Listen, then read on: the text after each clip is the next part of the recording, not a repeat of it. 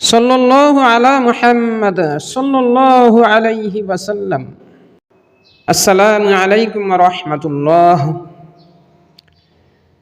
সম্মানিত শ্রোতাবৃন্দ, আমি আমার পূর্বের ভিডিওর একটি কথা আজকে আবারও পর্যালোচনায় নিয়ে আসার ইচ্ছা করেছি। সেই কথাটি হচ্ছে, ধর্মের নাম দিয়ে মানব জাতিকে দংশন করা চলতে দেওয়া যায় না। আমরা অবগত আছি, উলামা নামদারি একটি কুচক্র প্রতারক দলের ব্যাপারে। আর সেই কুচক্র প্রতারকের দলটা হচ্ছে সুফিবাদে বিশ্বাসী, কাণ্ড জ্ঞান শূন্য, ভ্রান্ত আকিদার, দেওবন্দিয়া সনদের লেবেলওয়ালা মাওলানা, মুফতি বা মুহাদ্দিস, মুফাসির ইত্যাদি নামদারি, একথায় উলামা নামদারি প্রতারক। আমরা জানি তাদের ব্যাপারে, আমরা অবগত আছি। তাদের কার্যক্রম প্রতারণামূলক হয়ে থাকে। মিথ্যা কথা অনেক অনেক তারা বলতে পারে, আমরা সেই ব্যাপারে অবগত। আমি সেই বাস্তবতাটাই বলছি। এই উলামা নামদারি, দেওবন্দিয়া সনদের লেবেলওয়ালা এই প্রতারকের দল, তারা কিভাবে মিথ্যা কথা বলে, সমাজকে কিভাবে ধোঁকা দেয়, আর জাগতিক স্বার্থ হাসিল করার জন্যে তারা জাতিকে কতভাবে কৌশলে, টেকনিকের সাথে তারা লুটপাট করতে পারে, সেই বাস্তবতাটার কথাই আমি আজকে বলতে চাই। তাদের জাগতিক স্বার্থ হাসিল করার জন্যে তাদের কাছে কিছু ব্যবস্থা রয়েছে, ইসলামের নাম দিয়ে তথা ধর্মের নাম দিয়ে।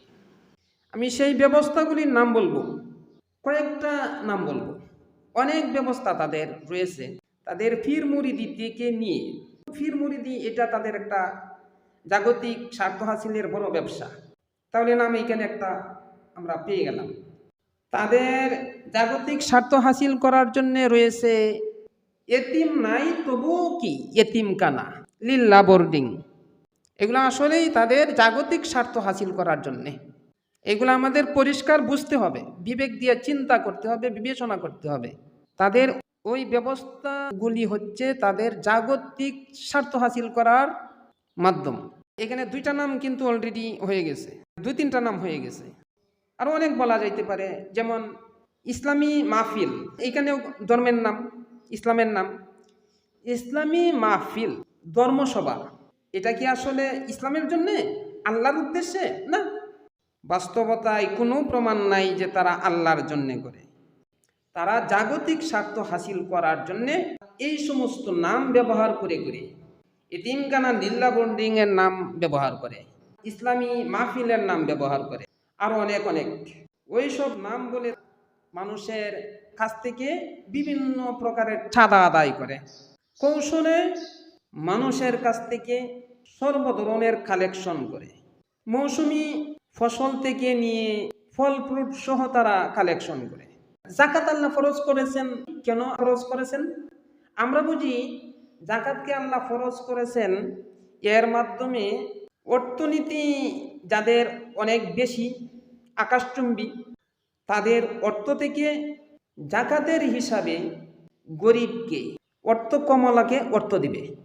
মালদার ব্যক্তিবর্গরা আল্লাহর জাকাতের বিধান হিসাবে মাল আল্লাহরা মাল দিবে মাল কমলাকে। অর্থাৎ আমরা এখানে বুঝতে পারি, মালদার জাকাতের মাধ্যমে মাল কমলাকে কিছু দিবে, মালদারের মাল কিছু কমবে, মাল কমলার মাল কিছু বৃদ্ধি পাবে। তার মানে আকাশ পাতাল যে অর্থনীতির দিক থেকে ব্যবধানটা, সেই ব্যবধানটা কমে একটা সামঞ্জস্যতা তৈরি হবে। আকাশ পাতাল ব্যবধানটা কমে একটা সামঞ্জস্যতা আসবে।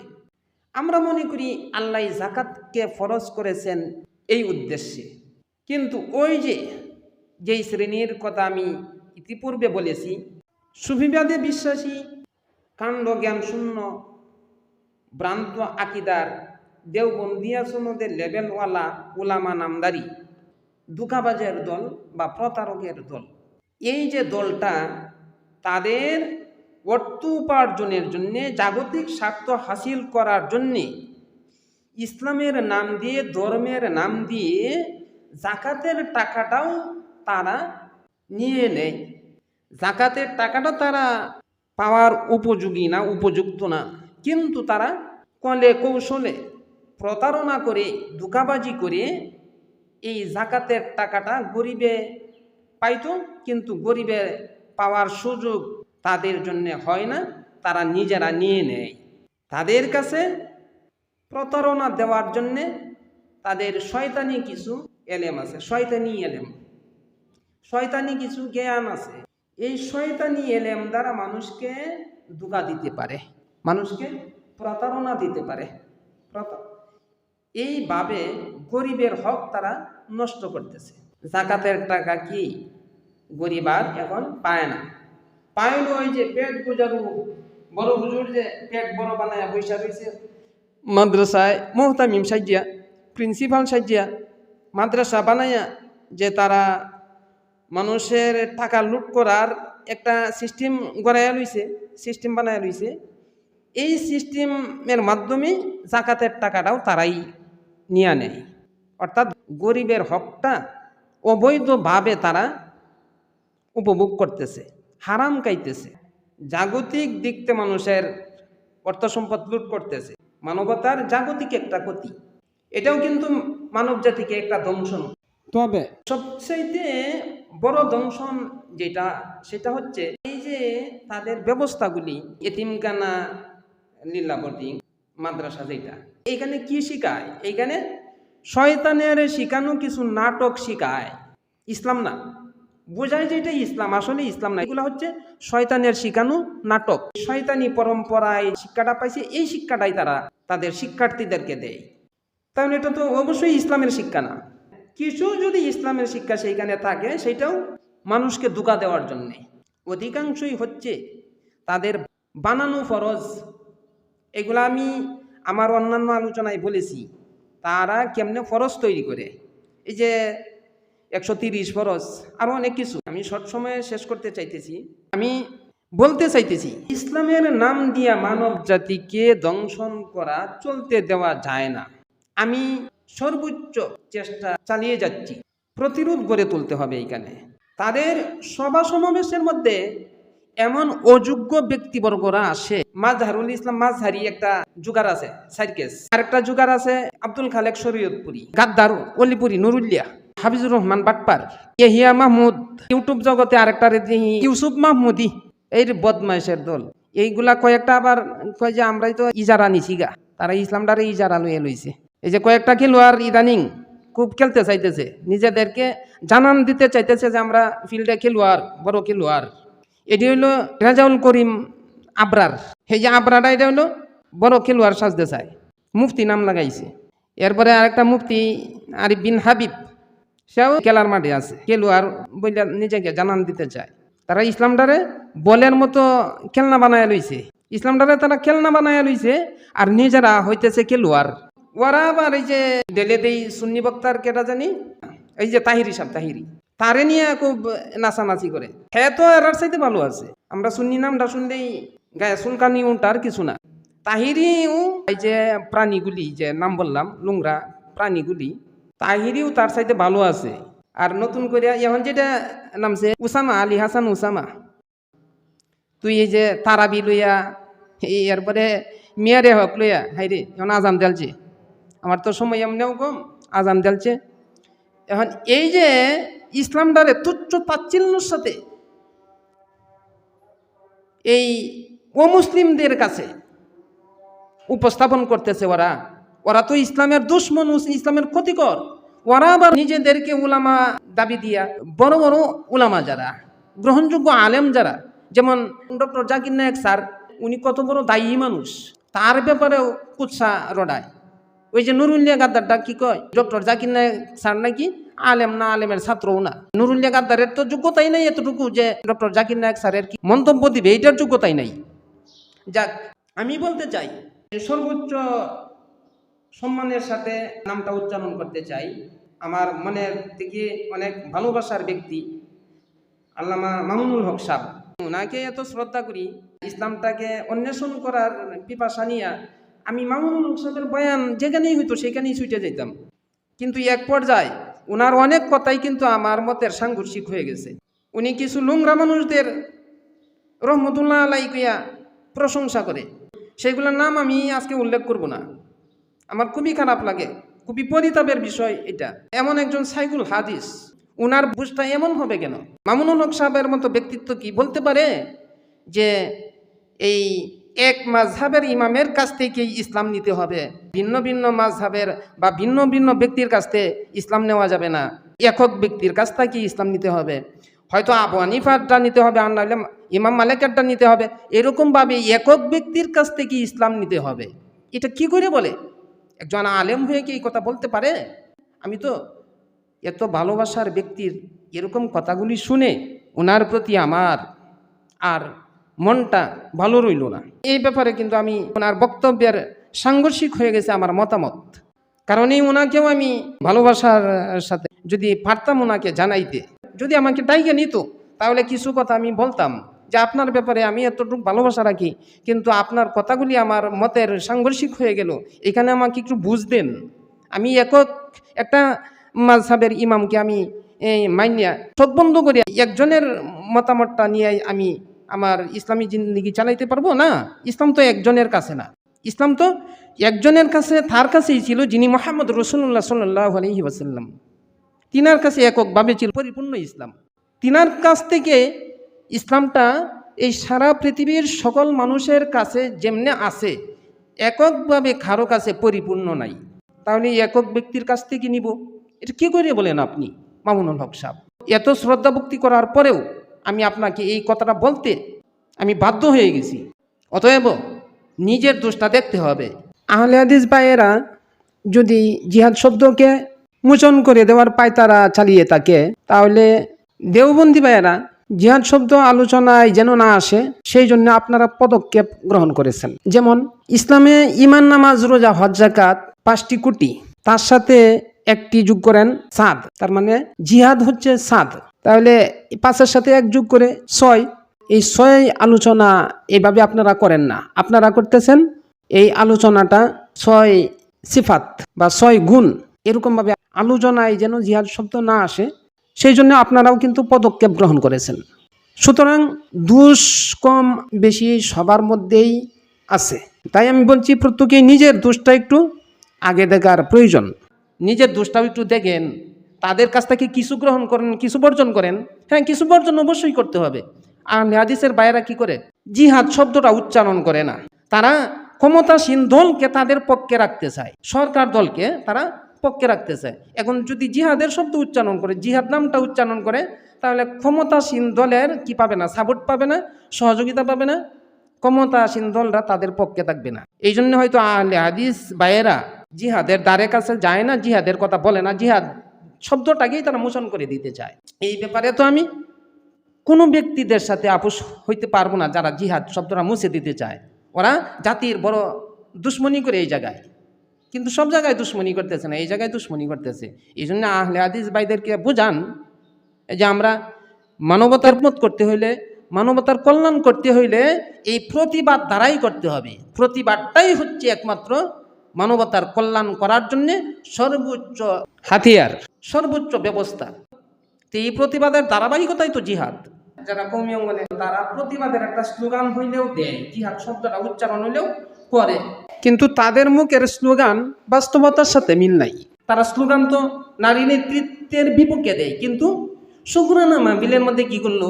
তারা সংবর্ধনা দিয়ে ও মাহফিল করে নারী নেতৃত্বকে লিখিতভাবে তারা সাপোর্ট করে দিচ্ছে। নারী নেতৃত্বকে তারা লিখিতভাবে মাহফিল করে সমর্থন করেছে। কওমি অঙ্গনের ভাইয়েরা যারা আছেন ভাই, আপনারা তো কথা কাজে মিল নাই। সর্বসাধারণ ধর্মপ্রাণ সরল মনা মানুষরা তো মাঠে যায় জীবন দিল, আপনারা তো কি করলেন? আপনারা বড় প্রতারক। আপনারা ওই যে যারা প্রাণ দিছে তাদের প্রাণের আপনাদের কাছে কোনো মূল্য নাই।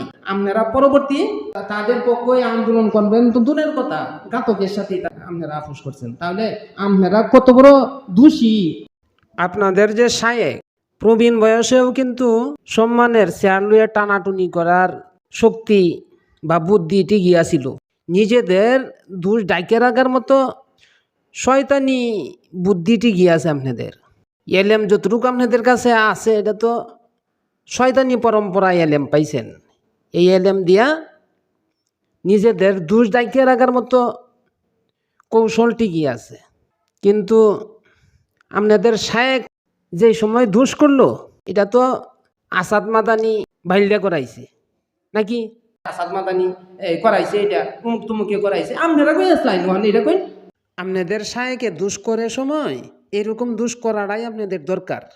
কিন্তু দোষ যদি বাইরে পড়তে চায় তখন আপনাদের কাছে শয়তানি বুদ্ধির অভাব নাই দোষ ডাইকে রাখার মতো। সেই জায়গায় না দোষটা ডাইকে রাখলেন। আপনার যে বড় আঁকা বেড়ের এক ছেলে শামসুর সারা, শামসুল লোক ফরিদপুরি রহমতুল্লাহ আলাই, আপনারা কোন? আচ্ছা আমিও কইলাম শামসুল লোক ফরিদপুরি রহমতুল্লাহ আলাই। তার ছেলে কবি হলে কি করলো কামটা? কবি তো জননী বানাইয়া লইছে। আপনারা তো এর সাথেই আছেন, আপনারা তো কবি হলের সাথেই আছেন। এখন বাইতুল মুকাররমের ইমাম আপনারা কোনোদিন প্রতিবাদ করছেন? কোনোদিন কি কইছেন যে এই কবি রেখে লাগিয়া কবি তো তাগুত কি করছে, জননী বানাইছে? আমি তাগুত বলতে চাই না ভাই, আমি তাগুত বলতে চাই না, তাইজ বলতে চাই না, ঘাতক বলতে চাই না। শাপলা চত্বরের শত শত প্রাণের ঘাতক আমি শেখ হাসিনাকে বলতে চাই না। আমি বলতে চাই আমাদের প্রধানমন্ত্রী শেখ হাসিনা, উনি আমাদের কাছে গ্রহণযোগ্য হোক বা না হোক, কিন্তু যে কোনো উপায়ে কিন্তু বাংলাদেশের মধ্যে উনি সরকার প্রধানের আসনে আছে। উনি যদিও উনার হুকুমের নির্দেশে ফাঁসি হয়, শাপলা চত্বরে শত শত প্রাণ জড়ে গেছে, উনার নির্দেশে মনে করলাম যে হাজারো মানুষ নিহত হয়ে গেছে, উনি হয়তো কাঠগড়ায় বড় আসামি, শত শত প্রাণের ঘাতক মনে করলাম এইটা। এরপরেও আমি ঘাতক বলতে চাই না, তাগুত বলতে চাই না, দায়ুস বলতে চাই না, স্বৈরাচারী বলতে চাই না, কিছুই বলতে চাই না। আমি বলতে চাই উনাকে আমরা যারা যদি নিজেকে ভালো মনে করি, ওনার কাছে আমরা কিছু বার্তা অনলাইনে দেওয়ার চেষ্টা করি, কিছু বিবৃতি দেওয়ার চেষ্টা করি বা চিঠি দিই আমরা। এখন মামুনুল হক সাহেব বের হয়েছে, আপনারা তো বলতেছেন জালেমের জিন্দানখানায় ছিলেন, আমি সেটাও বলতে চাই না। বলি যে আমাদের সরকার প্রধান ওনাকে যে কোনো অপরাধেই আটকায় রাখছিল, এখন তো উনি লৌহ কপাট খুলে দিছে, আসছেন। আমাদের রাষ্ট্রপ্রধান যদি এরকম অপরাধীও হয়ে থাকে, আমরা চতুর্দিক থেকে এখন যারা আপনারা আছেন আলেম যোগ্য ব্যক্তিবর্গ যারা আছেন, তারা বিবৃতি দেন, তারা চিঠি দেন, তারা দাওয়াত দেন, দাওয়াতি কাজ করেন, দাওয়াতি পয়গাম পৌঁছায় দেন।